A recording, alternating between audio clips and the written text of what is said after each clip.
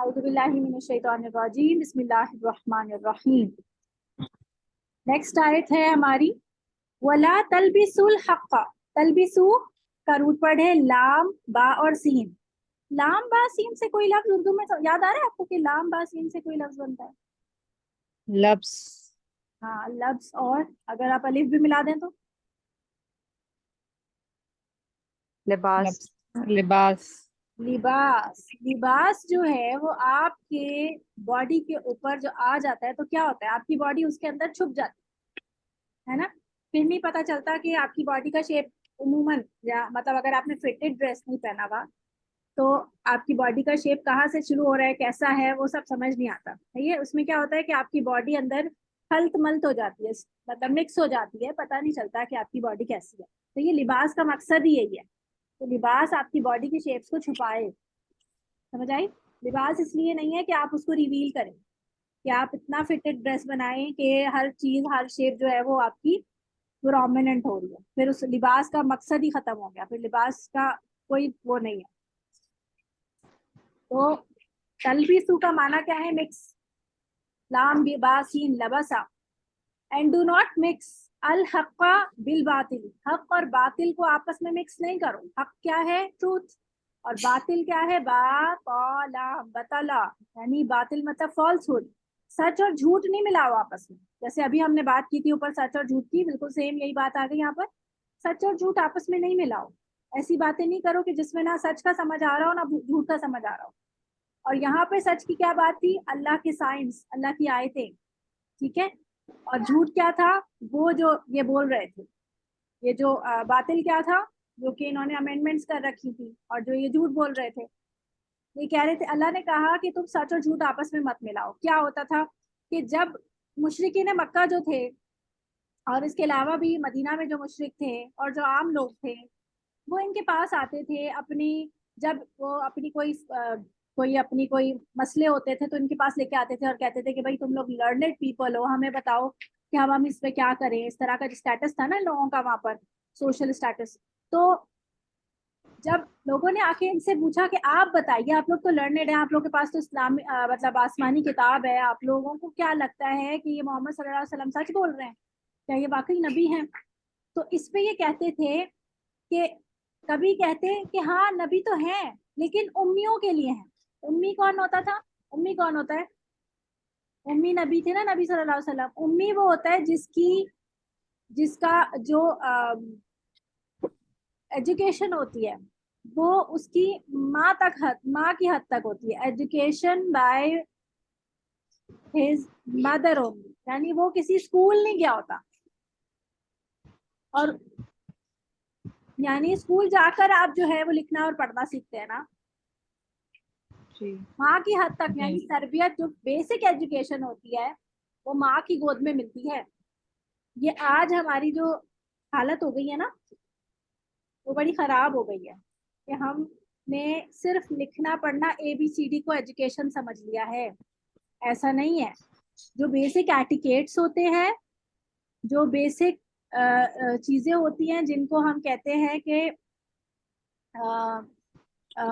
जो एजुकेशन, जैसे कि सही जैसे बैठना है, कैसे उठना है, कौन से वक्त पे किस तरह मामलात करने हैं, बच्चों को ये जो सारी चीजें आप माएँ सिखाती हैं, ये सब चीजें जो आजकल हमने सब चीजें स्कूलों पे डाल दी है ना। जैसे ही छोटा बच्चा जो है वो पैदा होता है, हम लड़कियों को ये फिक्र हो जाती है कि स्कूल कौन से डालें, और मतलब उसके पीछे, और जैसे ही वो कोई 2 ढाई साल का होता है तो मतलब इतना कोई फस मचता है कि हर वक्त बस स्कूल डाल दे, जल्दी से स्कूल डाल दे।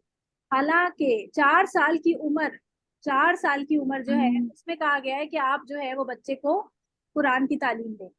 4 साल के बाद, यानी 4 साल की उम्र तक आपने कोई उसको कुछ नहीं बताना, आपने सिर्फ उसको जो है अपने साथ रखना है और वो आपके साथ ही सीखता रहेगा। 4 साल के बाद आप सोचें कि हाँ अब आपने जो है ना उसको प्रॉपरली कुछ लिखना पढ़ना या कुछ सिखाना है। क्योंकि आपको पता है कि छोटा जो बच्चा होता है ना, रिसर्च बताती है कि छोटे बच्चा जो होता है, 4 साल से छोटा बच्चा, उसकी हाथों की ऐसी बोन्स ही नहीं होती जिनसे वो पेंसिल पकड़ सकते। उसके उसकी बोन्स डेवलप हो रही होती है, हाथ वो पेंसिल पकड़ने के काबिल नहीं होता।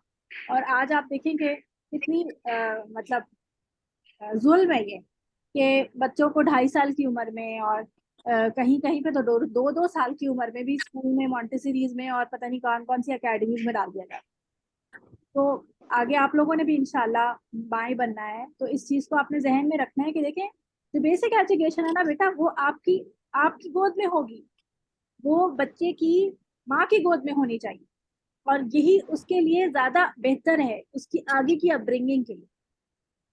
तो उम्मी वो शख्स होता है जिसकी एजुकेशन उसकी माँ की गोद तक होती है। तो उम्मी नबी थे हमारे नबी सल्लल्लाहु अलैहि वसल्लम, उम्मी नबी थे। इसका मतलब क्या था कि वो प्रॉपरली किसी स्कूल में गए थे, उनको लिखना पढ़ना नहीं आता था, और बस उनकी एजुकेशन इतनी ही हद तक थी, यानी कि वो बेसिक एटिकेट्स उनके पास थे। सच और झूठ, जैसे वो सादिक और अमीन थे, बेहतरीन मामला करते थे।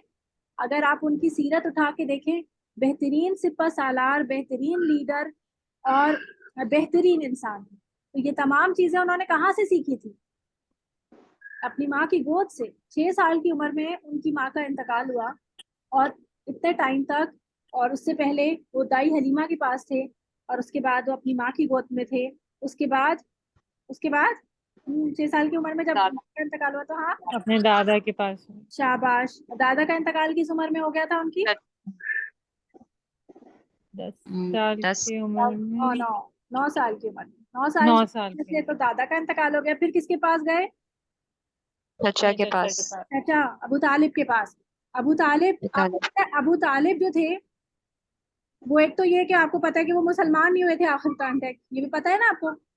जी। बारे में हजरत मोहम्मद सल्लल्लाहु अलैहि वसल्लम बहुत ज्यादा वो होते थे कि आप मुसलमान हो जाएं, क्योंकि उन्होंने इस्लाम की बहुत जो है वो खिदमत की थी, नबी सल्लल्लाहु अलैहि वसल्लम को प्रोटेक्ट किया था, और उनको बहुत मदद किया था, लेकिन वो मुसलमान नहीं हुए थे। आखिरी एट द डेड डेड उन्होंने ये कहा था कि आप मेरे कान में कलमा पढ़ लें, लेकिन उन्होंने कहा नहीं, मैं नहीं कर सकता, क्योंकि बस वही कि वो जो ट्राइबल उनके कुछ थे ना ईगोज, उनकी वजह से उन्होंने ईमान नहीं लाए, वो ईमान नहीं लाए। अच्छा, और दूसरी बात ये कि अबू तालिब के बहुत ज्यादा बच्चे थे, पता है आपको ये बात? बहुत सारे बच्चे थे, 10-12 शायद, बहुत सारे चाचा थे ना नबी सल्लल्लाहु अलैहि वसल्लम के। हजरत अब्बास थे, हजरत जाफर थे, हजरत हमजा थे, तीन का तो हमजा। हजरत अली भी नबी सल्लल्लाहु अलैहि वसल्लम के चाचा ही थे, हजरत अबू तालिब के बेटे थे जी, उनको पाला था लेकिन उन्होंने। तो इतने सारे बच्चे थे जिसकी, और फिर उन्होंने जो है हजरत मोहम्मद सल्लल्लाहु अलैहि वसल्लम को भी अपनी कफालत में ले लिया। तो आप सोचें, नबी सल्लल्लाहु अलैहि वसल्लम बचपन ही से इतने ज्यादा वो थे, विजिलेंट थे, कि उनको ये आइडिया हो गया कि ऑलरेडी इनके पास इनके ऊपर बहुत ज्यादा औलाद का बोझ है, और इनके माली हालात, फाइनेंशियल स्टेटस भी बहुत अच्छा नहीं था। तो नबी सल्लल्लाहु अलैहि वसल्लम ने बचपन में ही, अपनी छोटी उम्र में ही बकरियां चराना शुरू कर दी। तो ले जाओ बेटा यहाँ से, वलीद को उठा के ले जाओ। बकरियां चराते थे, और उजरत पे, मतलब लोगों की बकरियां लेते थे और उसको चरा कर पहाड़ों पर सेफली पहुंचाते थे वापस, तो फिर उनको उसके बदले कुछ ना कुछ उजरत मिलती थी। तो उन्होंने अपने चाचा की एक तरह से हेल्प करना शुरू कर दी। और फिर जब वो बड़े हुए थे तो फिर तजारती काफिलों में उनका हेल्प करते थे, तजारत में। बेटा ले जाओ ना इसको, बस हो रहा है, बता रही है। तो क्या पता नहीं ये बात यहाँ से यहाँ तक कैसे पहुंच गई, वैसे ही बता रही थी कि कितने ये सारी चीजें उनके अंदर एक तो हालात से आई थी, और पहले, और अपनी माँ की गोद, मतलब जो उम्मी नबी थे, इस वजह से।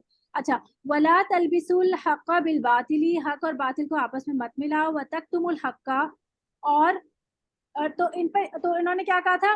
क्या हक और बातिल को मिला रहे थे? वो कहते कि ये सिर्फ उम्मी नबी है, ये उम्मियों के लिए आए हैं, यानी जो लोग अनपढ़ लोग हैं ना उनके लिए आए हैं, हमें इनको मानना जरूरी नहीं है। हाँ, नबी तो है मगर उम्मियों के लिए है। तो ये एक मिक्स्ड जो है वो इनका स्टेटमेंट थी, जिसमें हक और बातिल मिक्स था, यानी नबी मान भी रहे हैं और फिर कह रहे हैं कि हम नहीं मान सकते क्योंकि तुम लोगों के लिए आए हैं। फिर दूसरी बात, इसी किस्म की कुछ और बातें करते थे कि हाँ, नबी तो है, बस पता नहीं, हो सकता है, इस तरह की कुछ मिक्स्ड बातें करते थे। वतक्तुमुल हक्का, और ये क्या छुपाते थे? वो साइंस जो कि इनके पास मौजूद थे। कौन से साइंस थे? मैंने आपको लास्ट टाइम भी बताया था कि सलमान फारसी को 3 साइंस कौन से बताए थे, कि वो हिबा एक्सेप्ट करेंगे, यानी कि गिफ्ट एक्सेप्ट करेंगे नबी, और सबका एक्सेप्ट नहीं करेंगे, सही है। और तीसरा, उनके शोल्डर्स के बीच में एक मोहर होगी, एक साइन होगा एक नबूवत का, जो कि स्पेशल मार्क होगा जिससे पता चलेगा कि ये नबी हैं। ये तमाम चीजें जो कि इतनी साफ थी, वाजे थी। और फिर तीसरा क्या था कि वो ऐसी सरजमीन पे आएंगे जहाँ बहुत ज्यादा डेट ट्रीज होंगे। तो ये तमाम सारी बातें जो है वो इनकी इसमें पूरी होती थी, और ये सारी चीजें ये छुपा रहे। वन तुम तालमून, हालांकि तुम तो जानते हो ये बात, ये अल्लाह ताला उनको कह रहे कि तुम मिक्स स्टेटमेंट्स मत दो और कुछ को कंसील मत करो, हालांकि तुम ये सब बातें जानते हो।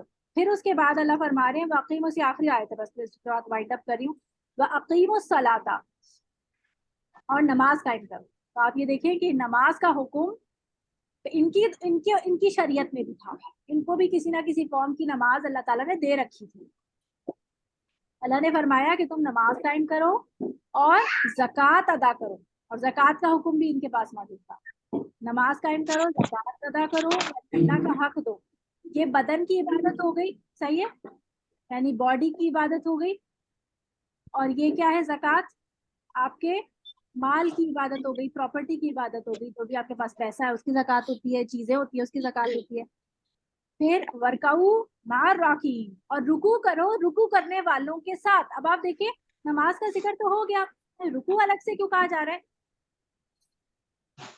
इसलिए कहा जा रहा है कि देखिए, मार राकीन, रुकू करने वालों के साथ रुकू करो। इसका मतलब है आजिजी। रुकू में इंसान बेंडिंग पोजीशन में होता है, और मिल के बेंड करना यानी मिल के रुकू करना, इससे क्या होता है, इंसान को के अंदर आजिजी आती है, इंसान के अंदर पोलाइटनेस आती है, हम्बलनेस आती है। सही है, इंसान हम्बल हो जाता है। इससे क्या होता है कि इंसान के अंदर जो ईगो होती है ना, वो खत्म होती है। सही है, तो ये तुम अपनी ईगो निकालो, तुम बदन की और अपने माल की इबादत को पर फोकस करो। जब तुम इन दोनों, अब जब इंसान देखे, हम कहते हैं ना तकवा अख्तियार करो, तकवा अख्तियार करो, तो तकवा कैसे आएगा? जब आप प्रैक्टिसिंग मुस्लिम बनते हैं। प्रैक्टिसिंग मुस्लिम का क्या मतलब है कि आप अपने बदन को इस्तेमाल करें अल्लाह ताला की राह में, और आप अपने माल को अल्लाह की राह में खर्च करें। जब ये दोनों चीजें आपकी अल्लाह की राह में लगती हैं तो तकवा आता है, अल्लाह का डर आता है। ठीक है, तकवा ऐसे ही नहीं आ जाता कि कोई आपको बताए अल्लाह से डरो, अल्लाह से डरो, तो आप में अल्लाह का डर आ जाएगा। नहीं, आप जब तक अपने आप को अल्लाह की राह में लगाएंगे नहीं, आप में अल्लाह का तकवा नहीं आएगा। तकवा आने के लिए ये चीज जरूरी है। तो अल्लाह ताला ने दोबारा इनको इसी चीज का हुक्म दिया जो इनको ऑलरेडी दिया हुआ होगा इनकी किताबों में, कि तुम ये प्रैक्टिस करो ताकि तुम्हारे अंदर तकवा वापस आए और तुम ये वाली हरकतें करना छोड़ दो, ये जो तुमने स्टेटमेंट्स और ये सब चीजें दे रहे हो। ठीक है, ये 3 आयतें इंशाल्लाह आप लोगों ने याद कर ली है। मैं इंशाल्लाह आपको बताऊंगी, कल भी इंशाल्लाह क्लास ले लेंगे। ठीक है, चले, सुब्हानकल्लाहुम्मा व बिहम्दिका, अशहदु अल्ला इलाहा इल्ला अंता, अस्तगफिरुका व अतूबु इलैक। अस्सलामु अलैकुम व रहमतुल्लाहि व बरकातुहू। वालेकुम अस्सलाम व रहमतुल्लाहि व बरकातुहू। वालेकुम। वबरकातुहू।